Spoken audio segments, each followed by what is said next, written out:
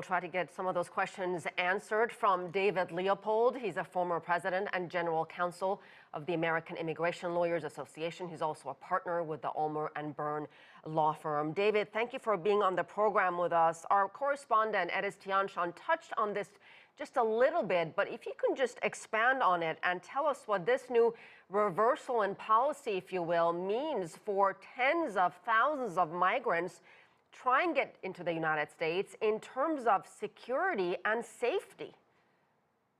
Well, I think everybody can agree on one thing, that it's abysmal in terms of safety and security. There have been rapes, murders, thefts, extortions. These folks who are in Mexico waiting to be processed or waiting to have their asylum claims heard in the United States are at the behest of, at the mercy of cartels and criminal gangs and so on, and the situation has just been awful for the past several years since the MPP, the Migrant Protection Protocols, have been in place. I think it's 83% of the people have been subjected to some sort of violence. 89% to the LGBTQ community down there. It's awful. So, David, is there any kind of exception for women, children, the elderly, the disabled? Are they all part of the same category now?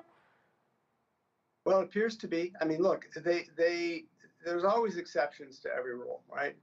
But they appear to have expanded the categories to all the Western Hemispheric nations, the ones that don't speak Spanish. So that would take in Haiti, for example. And we saw the horrific treatment that the Haitians got a couple months ago at the hands of U.S. immigration. So the situation is an extreme disappointment, and especially coming from the Biden administration. President Biden, I think he pointed out at the top of the piece here, ran on ending the migrant protection protocols. And of course, you know, there's been a lawsuit and the courts have made it kind of difficult to end it. But there's things that could have been done sooner and quicker to end this. To the contrary, now we see that the administration's expanding it, and that's a huge disappointment across the board. So let me get this straight. Despite this court order, there were things that Biden administration could have perhaps modified to make this policy a little bit less severe, if you will. What were the options before the Biden administration? That may be a better question. Well, look.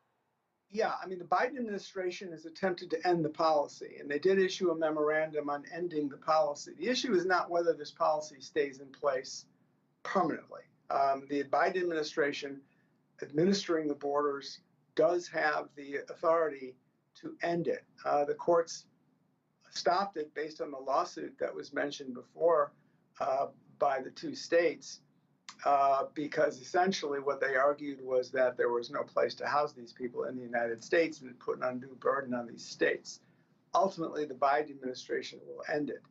They could have issued that memorandum ending the migrant protection protocols sooner than they did, and we might not be in this situation now. Part of the problem, of course, is the case remains pending in the courts, and until it's resolved in the courts, this program isn't going to end. But the upshot is what they did, which is really disheartening, was expand the program beyond what the Trump administration had used. And we all know that this program was an abject failure. It was a failure in terms of people's rights. It was a huge failure, a dangerous failure in terms of people's safety. David, we're running out of time. I got to get to this question because I could not figure this out when I was doing my research today. So what kind of timeline are we talking about here? So they go to Mexico, they stay in Mexico while their application process is being processed, if you will. Are we talking about months? Could this last years? Conceivably, up and down through the courts, it could last months, years. And again, you know, go into a different administration, it gets very frustrating. That's the MPP side of it, the Migrant Protection Protocols. They're keeping them on the other side of the border in Mexico. Asylum cases are not quick either, and our immigration courts are overburdened. So the processing of an asylum claim, so somebody's in Mexico, has their asylum claim heard on the U.S. side of the border, that could take years too. Oh.